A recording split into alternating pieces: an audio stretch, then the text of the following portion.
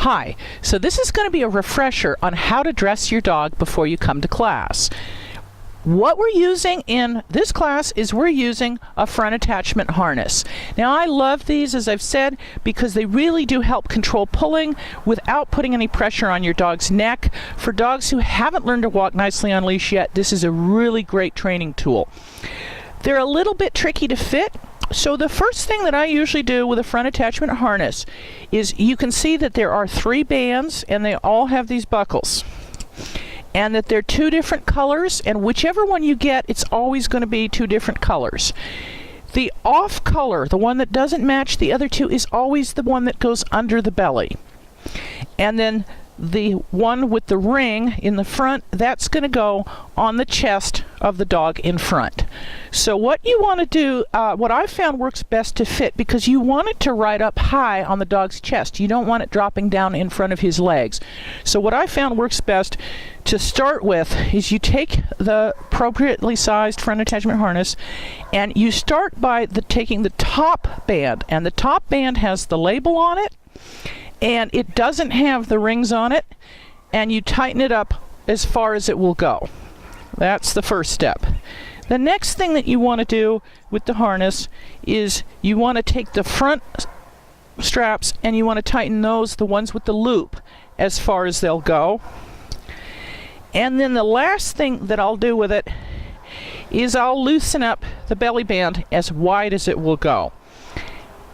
So once you've got that, now what we like to do here is we actually write on the off-colored band, like in this case it's the lighter one, so we wrote belly on this. A lot of times the belly band is a darker color and these ones are a lighter color, and then what we'll do is we'll write on the top band, we'll write top, and that helps us make sure that we're putting it on correctly. Once you've got that, you want to make sure that the 2 loops that are the same color are closed, so you got your buckle set there, and then it goes over the dog's head like that, so that those rings are in front, and then the belly band goes underneath the dog and clips here. Now you size that, and then you look at it and you go, okay, it should be tight. It should not be loose on the dogs. If it's too loose, they can wiggle out of it. So what you want to do is then you see, well, it could be a little bit tighter, and since I'm already all the way tight on my front and my top bands, I'm going to have to tighten the belly band a little bit. So I'm just going to do maybe an inch or 2 on the belly band, and there we go, and then it goes underneath, and that's a pretty good fit. So you may have to play with the straps to make sure that it's fitting correctly and nice and firm on the dog. You want to make sure that this is up high on the dog, not drooping down on his front legs. So once you have the harness on, if you have a dog who has shown any signs of aggression towards other animals or towards people, or a dog who's rowdy and has a tendency to try to fight to get out of the harness or lift a leg out of the harness or anything like that, you want to make sure that you're keeping your dog absolutely safe and secure. So what we'll do in those instances is we'll add a choke chain backup. And what you want for that is you want a choke chain that's really a little longer than you would use as a regular choke chain. And you're going to put that over the dog's head. And then when you attach your leash, you're going to attach it to the ring in the front. So here's your ring. And you're also going to take the ring of the choke chain hanging down here, and you're going to attach it right there. Now the choke chain doesn't come into play. We're not using it as a correction device. We're not using it to train with. The choke chain is just there in case the harness fails or the dog backs out of it. Now I have to say, in all my years of using these harnesses, I have never had a properly fitted harness fail on a dog, but we want to make sure that we're absolutely secure. So now you have your leash and you have your harness, and you have your choke chain backup. Your dog is ready to come to class.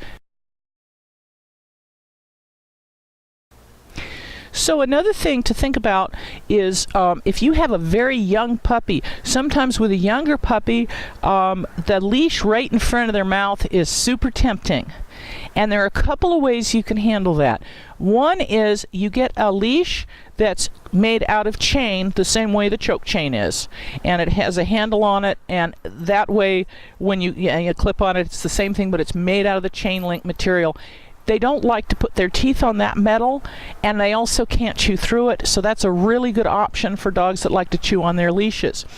But the other thing that you can do is, with a young puppy, you're not so concerned about pulling. He's not very big, he's not very strong, so you can actually use either a regular body harness for a young puppy, or you can turn the front attachment harness upside down. It's not designed to be used that way, and you're going to want to refit the straps, but if I do this so that the rings are on the top, and then I reset it like that, and you may have to make some adjustments to get them to do it, then you can clip that leash on the top and use it like a regular top attachment harness. I very much like that option for young puppies, because one of the challenges with young puppies is they're always getting their little feet tangled up in the leash, and this keeps the leash on top so that you don't have that problem. When you put your dog in the car, one of my pet peeves is people put the dog in the car and they take the leash off, and then when they get to where they're going, they open the car door and they put the leash on. And a lot of people lose their dog when they open the door. The dog gets excited and jumps out. So when you put your dog in the car, when they're on their harness, leave the leash on the dog in the car. Don't take it off them. There's no need for that. If they're inclined to chew up the leash, then again, go to one of those chain link leashes, and that will help with that. You want to use your front attachment harness for walking only. You don't want to leave it on the dog all day long. They can get their mouths down and chew that loop off in the front, and there goes your harness. So you want to put it on when you go out. You want to take it off when you get home. You also want to have a regular collar on the dog with his ID tags, his license, his rabies tag, and those things. And a properly fitted, comfortable, flat buckle collar doesn't need to come off the dog. It can stay on the dog 24/7. Yes, take it off when you give him a bath, but put it right back on. It's amazing how many people lose their dogs, and the dog doesn't have their license and tag on because the collar is sitting on the end table at home. Doesn't do your dog any good if he doesn't wear it. So that's how you want to dress your dogs to come to class.